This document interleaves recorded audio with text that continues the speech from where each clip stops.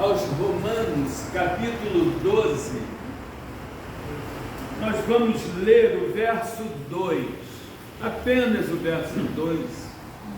Quero louvar a Deus pela vida de todos vocês aqui presentes, todos vocês que nos acompanham pela transmissão ao vivo no Facebook, a todos vocês que também nos acompanham pelo YouTube. Quero dizer-lhes que é sempre uma bênção poder levar a você uma breve palavra da parte de Deus, para que recebamos do Senhor uma ação sobrenatural. Porque enquanto dedicamos o nosso tempo à palavra do Senhor, de forma sobrenatural, o Espírito Santo, ele se move em favor da nossa vida, em favor da nossa casa, em favor dos nossos familiares. Enfim, o Espírito Santo de Deus permanece nos abençoando com o seu cuidado para conosco. Então, que Deus abençoe a vida de todos vocês. Permaneçamos com o nosso coração voltado para Deus. Leiamos Romanos 12, versículo 2, o qual nos diz: E não vos conformeis com este mundo, mas transformai-vos pela renovação do vosso entendimento, para que experimenteis qual seja a boa, agradável e perfeita vontade de Deus. Aleluia. Amém? Amém. Vamos ler junto esta última parte do versículo, que diz: para que experimenteis. Todos juntos, 1, 2, 3. Para que experimenteis qual seja a boa, agradável e perfeita vontade de Deus. Mais uma vez. Para que experimenteis qual seja a boa, agradável e perfeita vontade de Deus. Amém. Poder sentar. Glória a Deus. Louvado seja o nome do Senhor. Aleluia. Eu quero me ater, irmãos, a essa parte do versículo, onde nos diz para que experimenteis qual seja a boa, agradável e perfeita vontade de Deus. Meus irmãos, é muito importante que nós entendamos que se nós pregamos, cantamos, oramos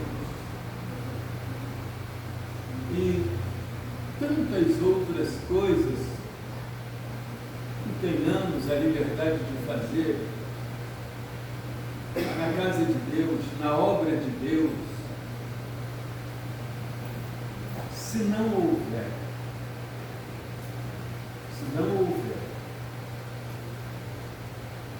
uma dedicação, uma obediência à vontade de Deus, de nada valeu tudo que nós fizemos.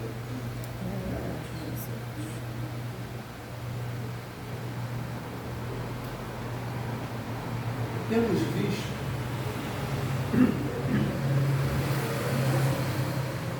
em muitas igrejas vem sendo o comentário de muitos líderes que têm conduzido um rebanho o qual dentre eles existem muitos crentes, que faz um monte de coisa na casa de Deus, mas não obedece. Ele faz uma montoeira de atividades, ele se envolve com um monte de atividades. Mas o mais importante que ele deveria aplicar-se é a vontade de Deus. Porque eu posso fazer tudo, irmão.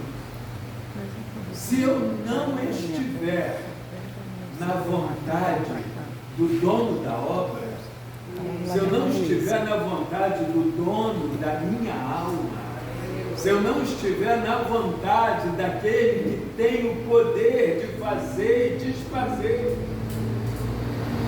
eu estou perdendo meu tempo. É verdade. E eu não quero passar anos dentro de uma instituição sem o privilégio de desfrutar da vida eterna. É muito interessante que, como servos de Deus, nós entendamos que nós aceitamos o chamado divino para servir a Cristo, para entrarmos no céu. Entrar no céu. Obter a salvação, a vida eterna. Amém, Jesus. Nós não estamos dentro de uma comunidade evangélica para que sejamos uma instituição religiosa. Esses últimos dias, Deus tem me feito falar da importância de não sermos religiosos. Porque muitas das vezes a prática acirrada de qualquer religião desvia o homem de Deus. Porque o homem fica tão focado num título, numa determinada atividade religiosa, que ele esquece que ele tem um só Senhor que se chama Deus. Não adianta, irmãos, eu ter minha vida regulamentada pelas normas de uma instituição religiosa e eu não ter direito à vida eterna com o Senhor, o Deus Criador, o Senhor que deu de si o melhor na pessoa de Jesus Cristo para salvar nossa alma. Meu Deus! Nós estaríamos, irmãos, perdendo o nosso tempo e ao mesmo tempo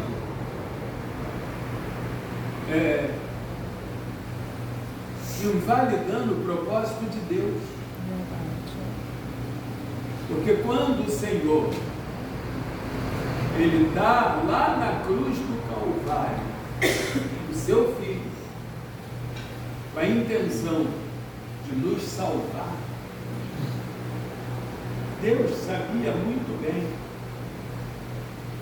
o que Ele estava fazendo e ao mesmo tempo usando para com a humanidade a sua misericórdia. Glória a Deus!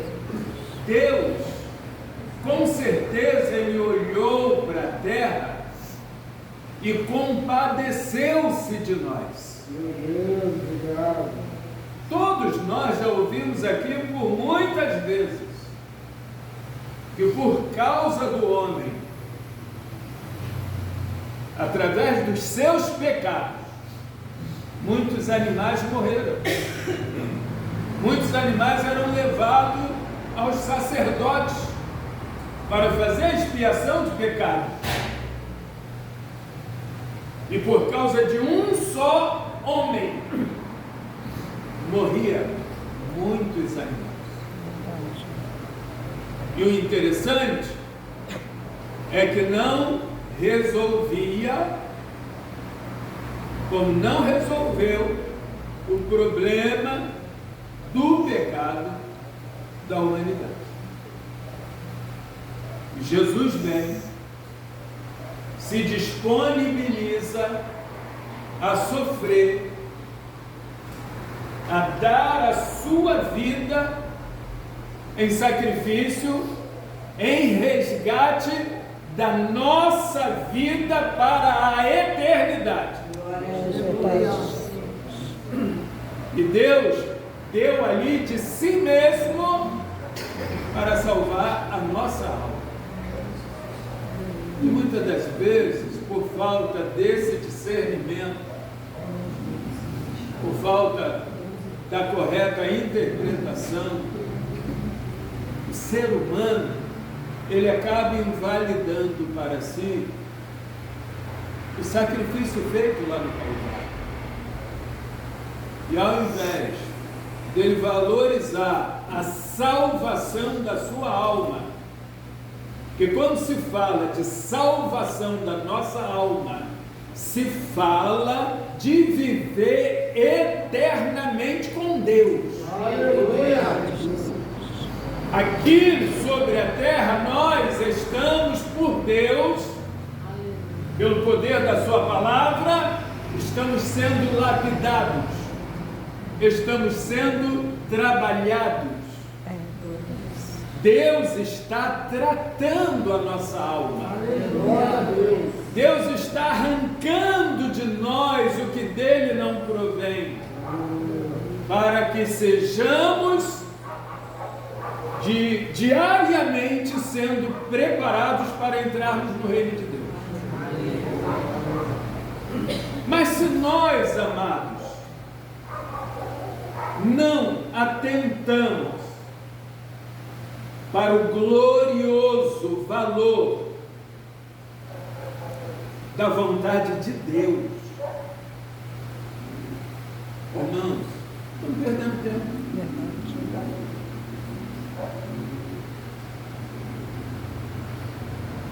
Por que eu vou ficar aqui, eu como pastor dessa igreja, eu vou ficar aqui neutralizando todos os obreiros que chegam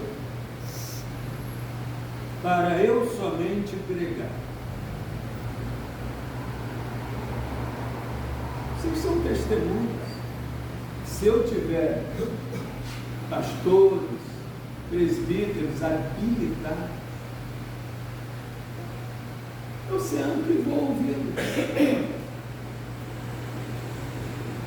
Porque é uma honra receber de Deus a sua preciosa palavra. Glória a Deus. É uma honra, às vezes, entender que é a vontade de Deus, que ao invés de eu estar ativista, que eu sente para escutar Deus falar comigo. Aleluia. É um privilégio poder escolher sentar e fazer a vontade do Senhor. E a gente precisa, individualmente, cada um de nós, irmãos, focar mais nisso. Deixar Deus reger nossa vida como Ele quiser. E nunca fazer valer a nossa vontade. Porque, irmãos, a Bíblia nos diz que enganoso é o coração. Às vezes achamos que estamos fazendo a vontade de Deus e não estamos. Por conta de algumas prioridades nossas.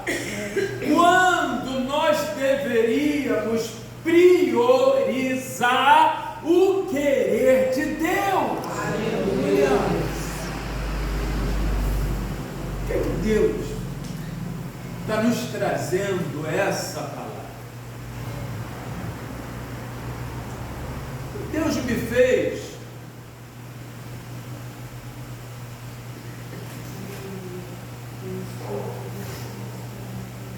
focar um pouquinho em Jonas. Nós sabemos, quando se lê o Velho Testamento, Deus levantou vários profetas.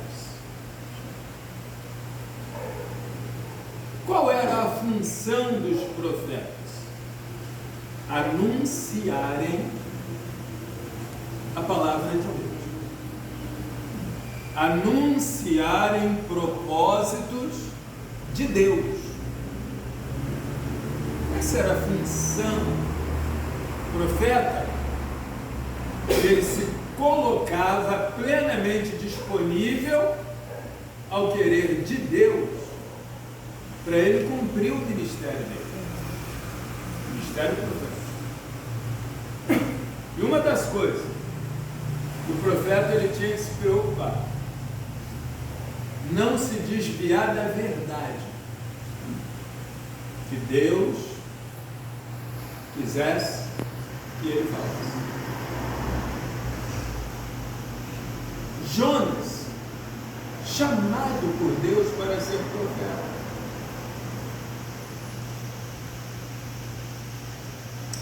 Deus resolve enviar Jonas a Nínive.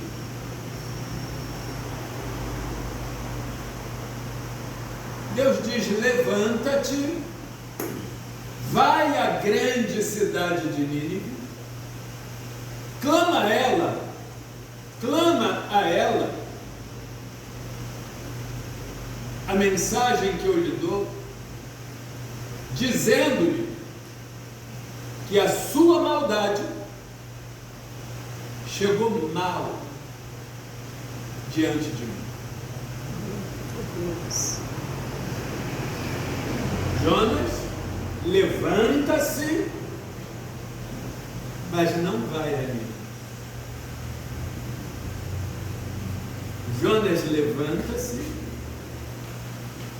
vai a Jope, pega uma embarcação para Tarsis. E ele faz isso fugindo, achando que estaria fugindo de Deus. Meu irmão, minha irmã, ouvintes da palavra do Senhor, sintonizados conosco, onde sobre a terra alguém pode se esconder de Deus? Onde o homem pode colocar-se sem que Deus o veja e ouça até o pensamento?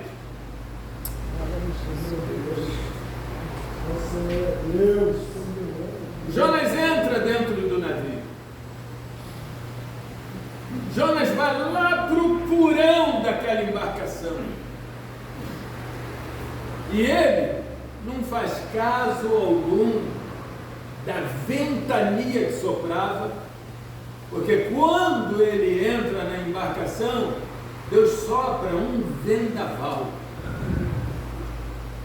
E Deus agita o mar de tal maneira que a embarcação pesada, com as especiarias, fazendas, que os passageiros carregavam, fora o peso da tripulação, com todos aqueles passageiros, eles achando que o navio, que a embarcação ia afundar. Jonas causa um prejuízo a muitos comerciantes que tiveram que jogar suas fazendas, suas mercadorias para fora da embarcação. Jonas achava que ele estava escondido dos olhos de Deus. Por quê? Jonas teve medo de ir ali. Jonas conhecia as características daquele povo, que era uma população má, extremamente agressiva, violenta, perversa, maldosa. E Jonas ficou receoso. Chega lá, começar a pregar, e eles o mataram. Jonas se esqueceu de alguns detalhes importantes. Eu gostaria que você pegasse esse entendimento, conservasse consigo. Se Deus escolhe você para uma missão, Deus nunca te envia para você ir só. O Senhor sempre vai na frente. Aleluia! Se o Senhor te escolhe para uma atividade, é importante que você creia que o Senhor, Ele vai contigo. Aleluia! O Senhor, Ele nunca vai te deixar só. O Senhor falou isso para Jeremias. O Senhor falou para Jeremias: olha, as nações eu te dei por profeta. O que eu colocar para você falar, tu dirás. Onde eu te mandar ir, tu irás. Jeremias disse: ah, Senhor, eu sou uma criança, eu não sei falar. O Senhor diz para ele: ó, o que eu te mandar, tu dirás. Onde eu te enviar, tu irás. Aí o Senhor ainda diz assim para Jeremias: não temas diante deles, porque eu sou contigo. Aleluia! Essa mesma fala não era diferente para Jonas. Essa mesma fala da parte de Deus não é diferente para nós hoje, meus irmãos. O que Deus estabelecer para você, faça com alegria, faça adorando ao Senhor, faça glorificando o nome do Senhor, faça com entusiasmo, porque o Senhor nunca vai te deixar desamparado em qualquer que seja a atitude. É Deus. Mas faça centrado na vontade do Senhor. Porque é muito interessante entender que às vezes Deus dá uma ordem, a pessoa até faz o que Deus está mandando, mas faz diferente. Faz diferente do que Deus mandou. Aí Deus, ó, não recebe. Para Deus só serve fazer como Ele estabelece. Jonas fez tudo errado. Deus manda um vendaval, Deus agita significativamente o mar, gerando preocupação na tripulação daquela embarcação. E eles começaram a orar, cada um ao seu Deus. E aí, um dos responsáveis daquela embarcação vai lá no porão, encontra Jonas, questiona: faz isso aqui, Deus. Acorda, clama ao seu Deus, estamos em perigo. E aí, eles vão tirar a sorte cai sobre Jonas. Olha o preço da desobediência. Qualquer desobediência à vontade de Deus, a primeira vítima é o desobediente. É verdade. Pode ter certeza disso. A sorte cai sobre Jonas. E eles perguntam: de que povo você é? Quem é o teu Deus? E ele começa a se identificar: eu sou hebreu e temo ao Senhor. Aleluia. Nisto eu louvo a Deus pela vida de Jonas. E na hora que pergunta: quem é você? De onde vem? Quem é teu Deus? Ele não negou. E aí ele se declara: ó, me lança fora da embarcação. O vento vai acalmar, o mar vai parar de se agitar. Aquela tripulação ora e lança ele para fora da embarcação. Pela lógica, qual seria o acontecimento com Jonas? A morte, em alto mar. Mas olha a misericórdia de Deus também para com o desobediente. Deus providencia um grande peixe e Deus dá ordem ao peixe. E nessa hora eu fico com vergonha. Porque Jonas, como profeta de Deus, não obedece, não se coloca no centro da vontade de Deus para cumprir a missão. Aí Deus dá uma ordem ao peixe: engula Jonas sem matá-lo. E o peixe, ó, engoliu as Jonas, sem mastigá-lo, sem impossibilitar-lhe a respiração. Olha como Deus faz milagre até na vida do desobediente.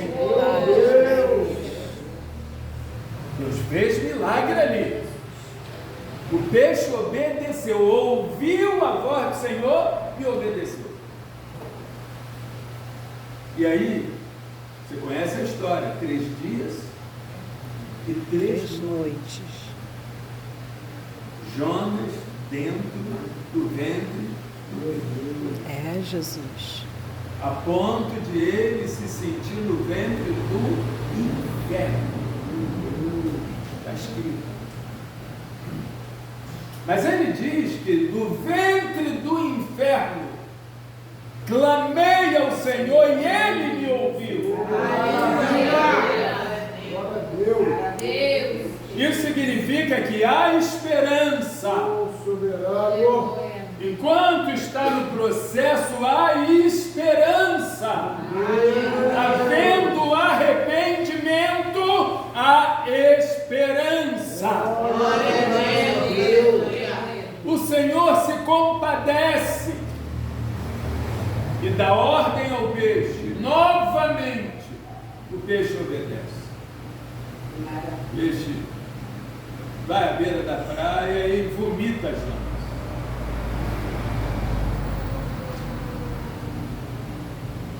Deus,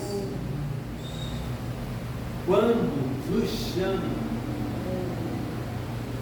Deus quer que com precisão façamos a vontade dele e não a nossa. Olha o que o apóstolo está falando à igreja de Roma: para que experimenteis qual seja a boa, agradável e perfeita vontade de Deus. Não está falando simplesmente, meramente da vontade de Deus. Está falando de perfeita vontade de Deus. Quer ver uma coisa? Se Deus estabelecer qualquer um de você aqui o alcance dessa transmissão, se Deus estabelecer que o teu empenho, a tua atividade vai ser servir cafezinho durante o culto para aqueles que estão com a atenção voltada para Deus. Dê milhões de graças a Deus. Sirva o cafezinho feliz, dando glória, adorando, orando, pedindo a Deus saúde, para que todo momento de culto você possa estar de pé, servindo o cafezinho, porque é ordem do Senhor. Não murmure, como muitos fazem. Eu ficar servindo água, eu ficar servindo café, eu ficar na banha, eu lavar banheiro, isso está me humilhando. Tem gente que usa dessa expressão, está me humilhando. Irmãos, quando se faz para a glória de Deus, não há humilhação, há honra. A honra. Quando eu abro a minha boca para falar que eu nunca vou cobrar quem quer que seja para eu lhe dar uma palavra, porque eu entendo que Deus me chamou para ir ali fazer uma oração, Deus me chamou para ir representar. Eu não vou ali ou acolá como Jorge Caetano, eu vou como servo do Altíssimo. Eu não vou aqui ou acolá como profissional da fé, eu vou como servo do Deus vivo. Eu vou representar o Criador, eu vou representando o Salvador, eu vou representando aquele que cura, salva, liberta, batiza com o Espírito Santo e leva para o céu. Eu nunca vou como pastor, eu nunca vou como Jorge Caetano, eu sempre vou como servo do Deus Altíssimo. E vou agradecendo porque Ele me escolheu para ser porta-voz dEle. Ele me dá a honra de ir em nome dEle. Honrado sou eu. Abençoado estou sendo eu em poder ir fazer o mandado do Senhor. Jonas, ele subestimou o chamado para uma grande tarefa. Ele esqueceu-se que o Senhor estava ali honrando. Ele esqueceu-se que antes de ele chegar, o Senhor já estaria na frente. Ele esqueceu-se que Deus é Deus misericordioso. Ele esqueceu-se que Deus é Deus que dá oportunidade.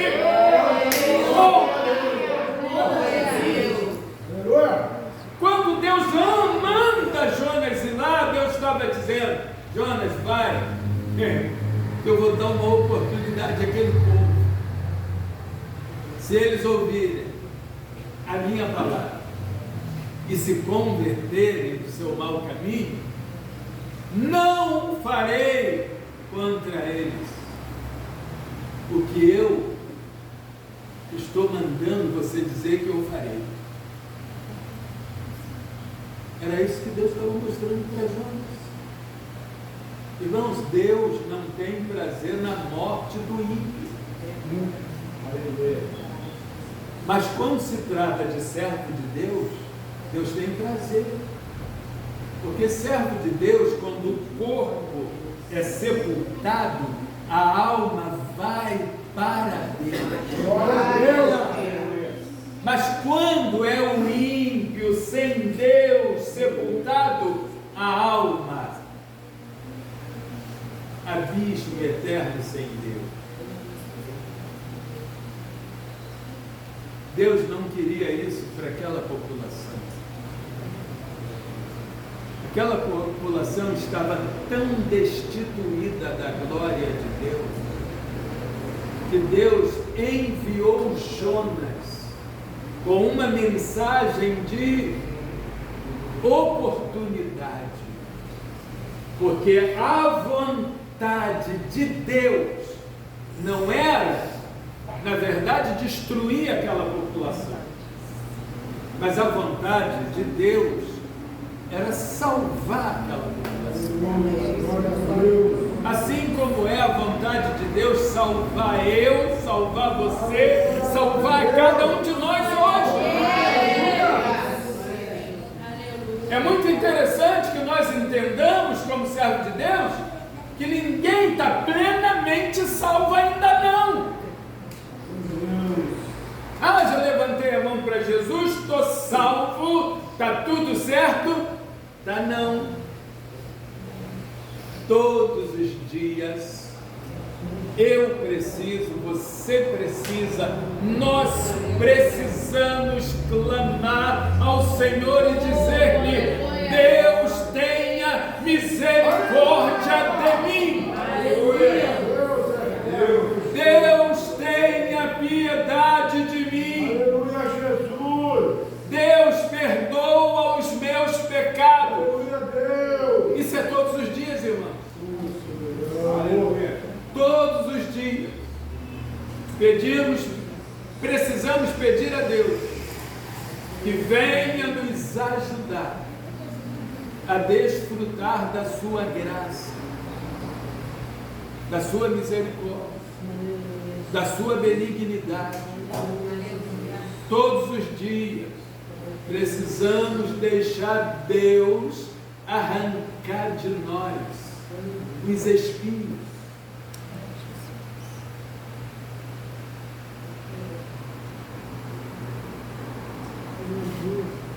Aqueles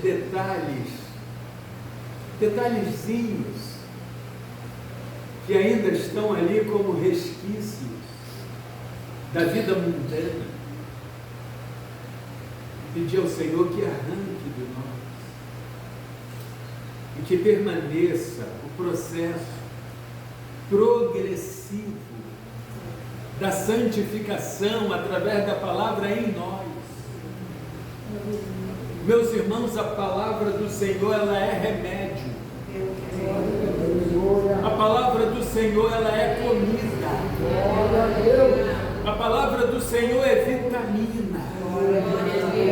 A palavra do Senhor é água para nos saciar a sede e nos lavar dos nossos pecados. Agora, uma das coisas que a palavra nos ensina é que devemos viver no centro da palavra. Se você abrir a Bíblia em Mateus 26, versículo 42, você vê Jesus orando. Ele, do Getsemane, pela segunda vez, ele se afasta para orar. Aí ele vai dizer para o Senhor: meu Pai, se este cálice não pode passar de mim,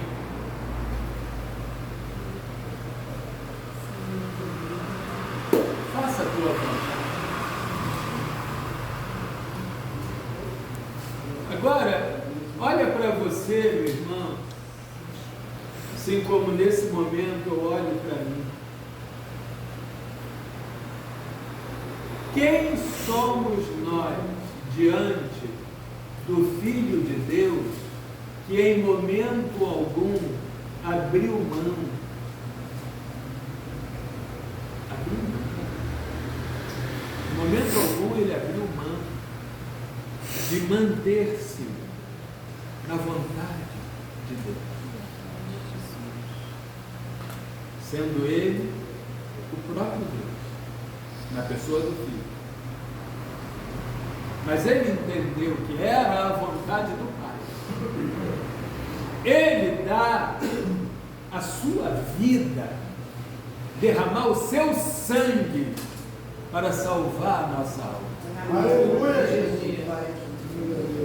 Ele entendeu que era a vontade do Pai, e ele não abria mão de fazer a vontade de Deus. Aí por que nós vamos dizer que andamos na vontade de Deus e procuramos fazer valer a nossa vontade? Foi isso que Jonas fez. Jonas quis fazer valer a vontade dele. Ele tentou que poderia desviar-se e ficar por isso mesmo da vontade de Deus. Mas Deus provou para ele que ninguém frustra os planos de Deus.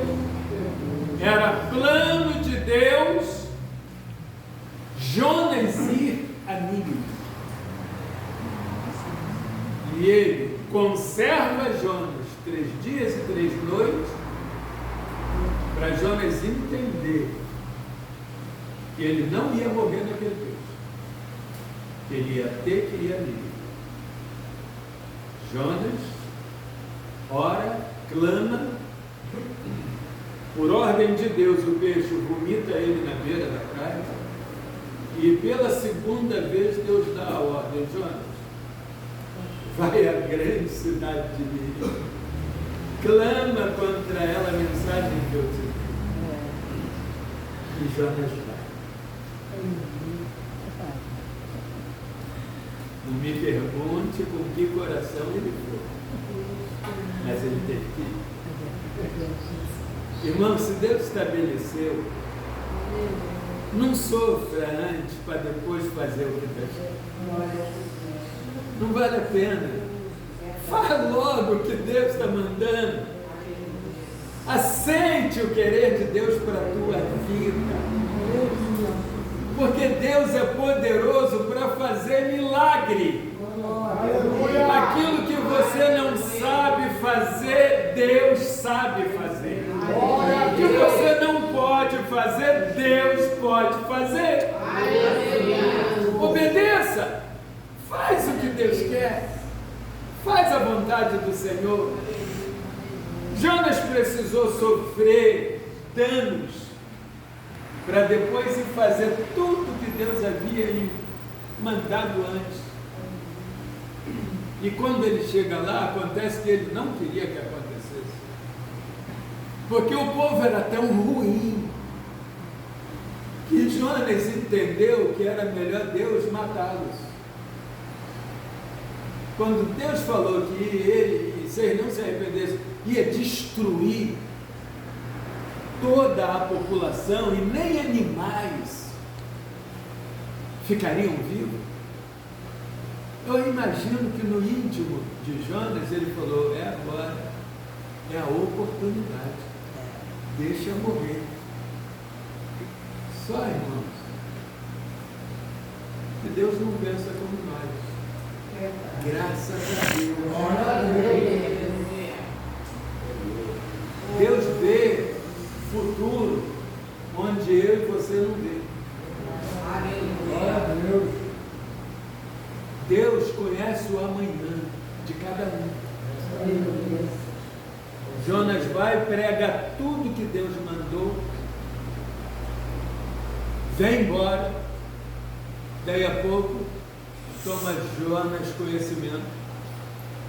Todo aquele povo se arrependeu, começando pelo rei.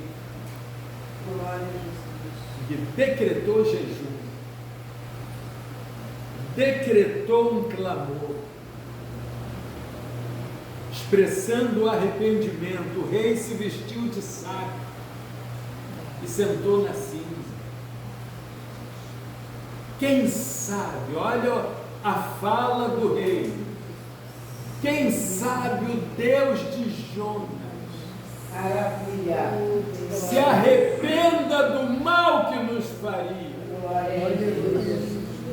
E aí Deus volta atrás, não destrói a população, Maravilha. pela postura e decisão de toda aquela população.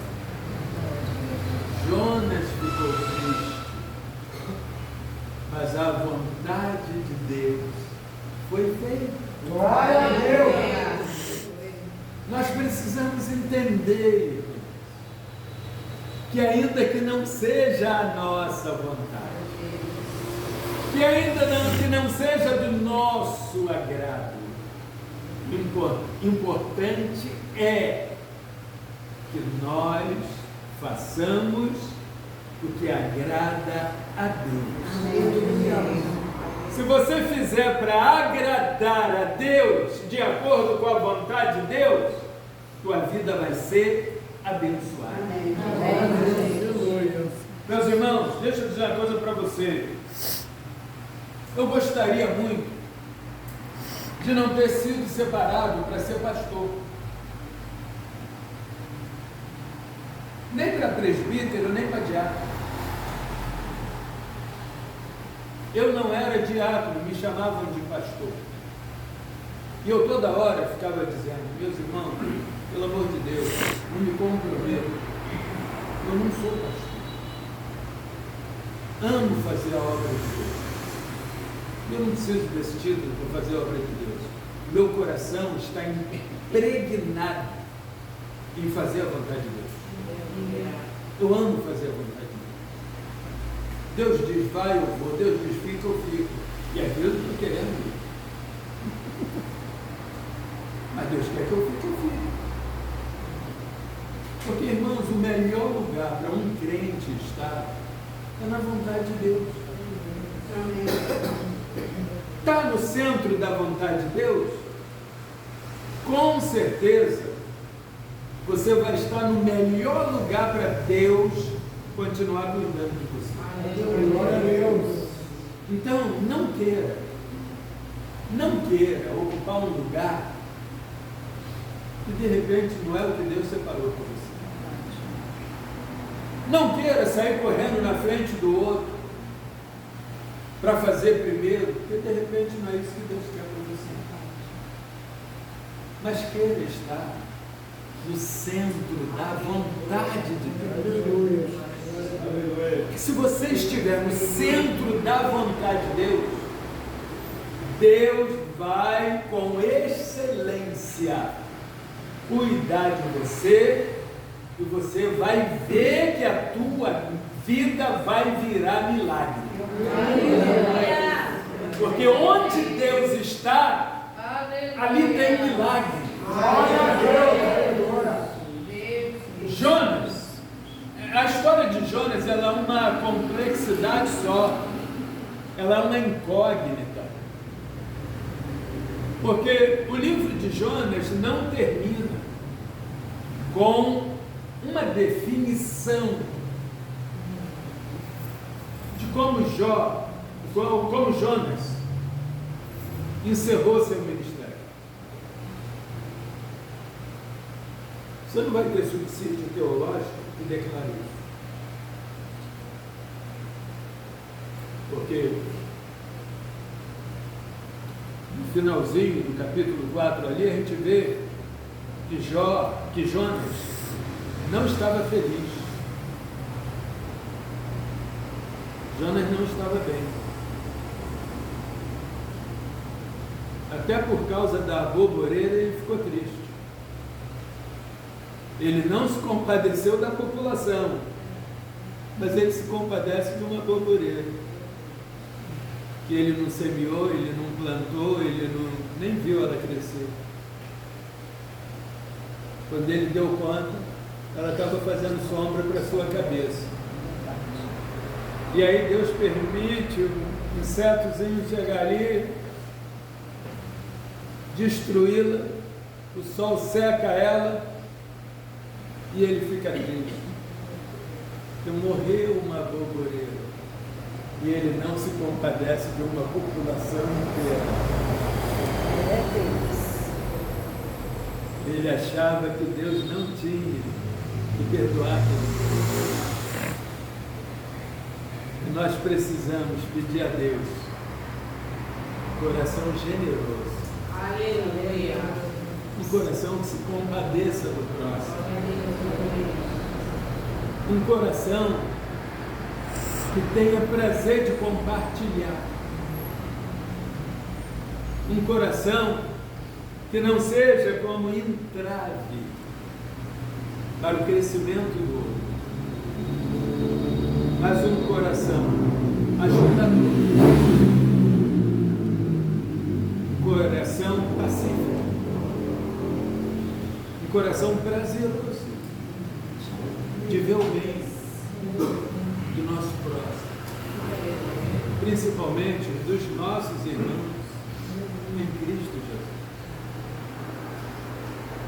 Queira você guardar essa palavra. Queira você tirar proveito dessa palavra. Para que você não acabe agindo como Jonas. Nós precisamos, toda hora, melhorar um pouco mais. Precisamos toda hora pedir a Deus capacidade para que estejamos melhorando nossa postura, nossa visão, nosso entendimento, até que Jesus Cristo venha buscar a sua igreja. E nós precisamos estar muito atentos, que a qualquer momento Jesus Cristo vem. E a hora que Ele vier, nada mais poderemos fazer. Aí não tem mais jeito. Aí não adianta dar desculpas, não adianta, que Ele já veio. E no momento que Ele aparecer nas nuvens, a igreja verdadeira, ela vai subir. Os anjos recolherão a igreja verdadeira, que são os crentes verdadeiramente santificados. Então, meu irmão, minha irmã, não deixe a religiosidade te alcançar. Fuja dela. Mas queira se lançar nos braços de Jesus Cristo. Ele sabe como carregar a cada um de nós. Deus nos abençoe com essa palavra. Vamos ouvir o louvor e com esse louvor sirvamos ao nosso Deus com dízimos e ofertas para a obra